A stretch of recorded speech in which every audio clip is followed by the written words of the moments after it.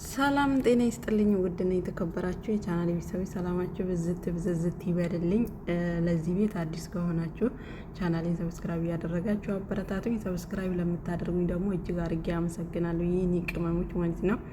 እንዲሁም ደግሞ ቪዲዮን ስትጀምሩ በላይክ ጀምሩ። እንግዲህ የዛሬው ደስታ ደግሞ እውነት ለመናገር በጣም ደስ ይላል። በዛ ላይ ደግሞ በአመት በዓል ምድር አስባችሁታል። ድባቡ ራሱ እንዴት ደስ እንዳላቸው የምሬን ነው የምላችሁ። የሆነ እኔ እዛ ያለውን የመሰለኝ ሁላ ማለት ነውና ሩታዬ እውነት ያደርግልሽ። እውነት ለመናገር በጣም ደስ ብሎናል። ደስታሽ ደስታችን ነው። ከዚህ የበለጠ ደግሞ በቃ ደስ ብሎሽ እንደዚህ ፍንድቅድቅ ብለሽ ስትመጪ እኛም ደስ ይለናል። እውነት ለመናገርና የበዓል ድባቡ ምናምን ነገር በቃ ሞቅ ደመቅ አድርጎታል ጋይስ። የምሬን ነው የምላችሁ። ደስ አይሉም? ይሁን እኮ በዓሉን ራሱ በዓል አስመሰሉት። ለመጀመሪያ ጊዜ እኔ ቤታቸው ውስጥ እንደዚህ ድባብ ኖሮት ሲያያቸው ማለት ነውና ሩታነቴ እንኳን ደስ ያለሽ፣ እውነት ያድርግልሽ። እንግዲህ ዴቭን በዛኛው ወገን ሰዎችን እያስጨነቀ ነው። በዚህኛው ወገን ደግሞ ሜሪና ዳኒሻ እንግዲህ ደስ ብሏቸው ተደስተው መጥተዋል። እውነት ያደርግልሽ የኔ ውድ ማለት ነውና ዛሬ ደግሞ በጣም ደስ ብሏቸው ሩታም ሳቅ በሳቅ ጥርስ በጥርስ ሆና እንግዲህ ዛሬ በአመት በዓል ምድር ጠዋት ነው የተነሳሁት ብላለች። በነገራችን ላይ ጠዋት ነው የተነሳሁት አልተኛውም። ከዛ እንግዲህ የበዓሉን ዝግጅት ሁሉን ነገር ጨራርሻለሁ። ከዚህ በኋላ የቀረኝ ጥቂት ነው ብላለች። ሜሪም ደግሞ እንግዲህ በስልክ ብዙ ነገሮችን አውርተናል።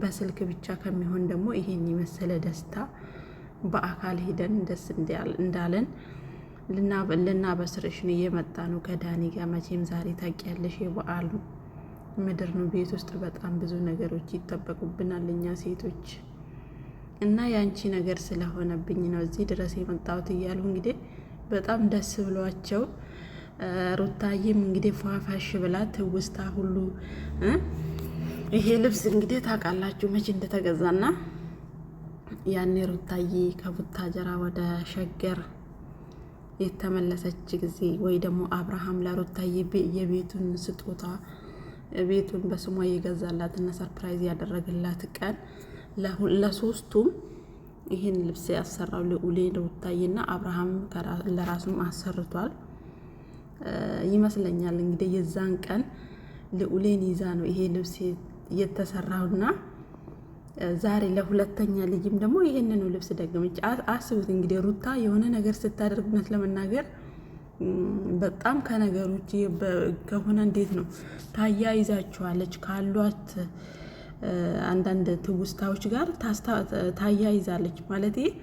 ይሄ ልብስ የተሰራው እሷ ከቡታጀራ ወደ ሸገር መታ አብርሃም ሰርፕራይዝ ያደረጋት ቀን ነው ይሄ ልብስ የተሰራው ማለት ነው። ዛሬ ደግሞ እንግዲህ የልጇ ውጤት ሲመጣላት ነው ይሄ ልብስ የለበሰችውና ነገሮችን በጣም ከማስተዋል የተነሳ ብዙ ነገሮችን ከትውስታ ካላቸው ጋር ነው የምታደርገው ማለት ነውና እውነት ለመናገር በጣም ደስ ይላል። ሩታዬ እንኳን ደስ ያለሽ ለማለት ትፈልጋለሁኝ። በዚህ አጋጣሚ ደግሞ ሌሎቻችሁ ብዙ ነገሮችን እያላችሁ ነው። ተረጋጉ። የምሬ ነው የምላችሁ። ይሄ ነገር እውነት ሆኖ መቼም እንደዚህ እየማለች የሆነ እንዴት ነው እውነት እያለች የፈጣሪን ስም እየጠራች ይሄ ነገር ውሸት ሊሆን አይችልም። ገባችሁ አይደለ?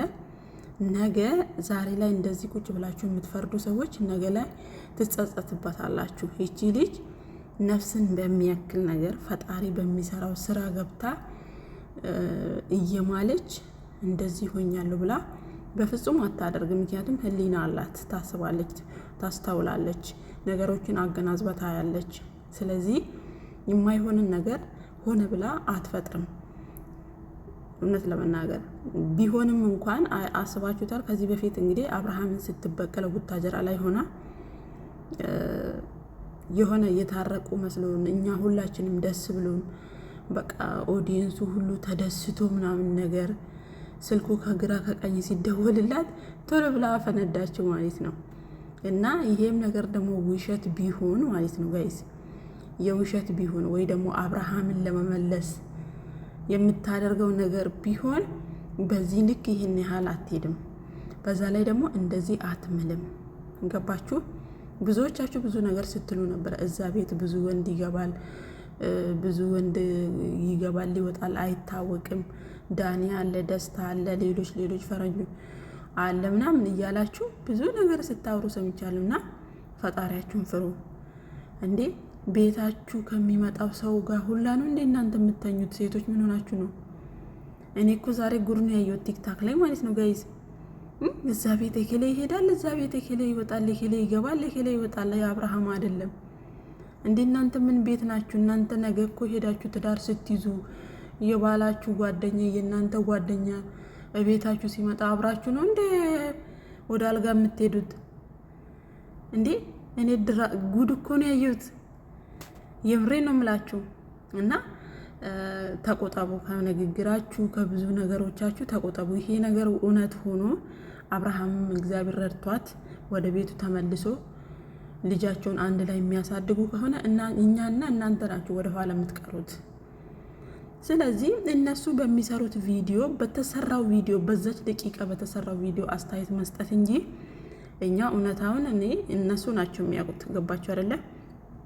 እኛ ምንም የምናውቀው ነገር የለም። እኛ ከኛ የሚጠበቀው ዛሬ በተለቀቀው ቪዲዮ ማን ነው ትክክለኛ ማን ነው ሀሰተኛ የሚለውን እንጂ የኤኬሌ ደጋፊ ነን፣ ኤኬሌ እውነተኛ ነው፣ ኤኬሌ ሀሰተኛ ነው የሚል እንትን የለኝም እኔ በራሴ ማለት ነው።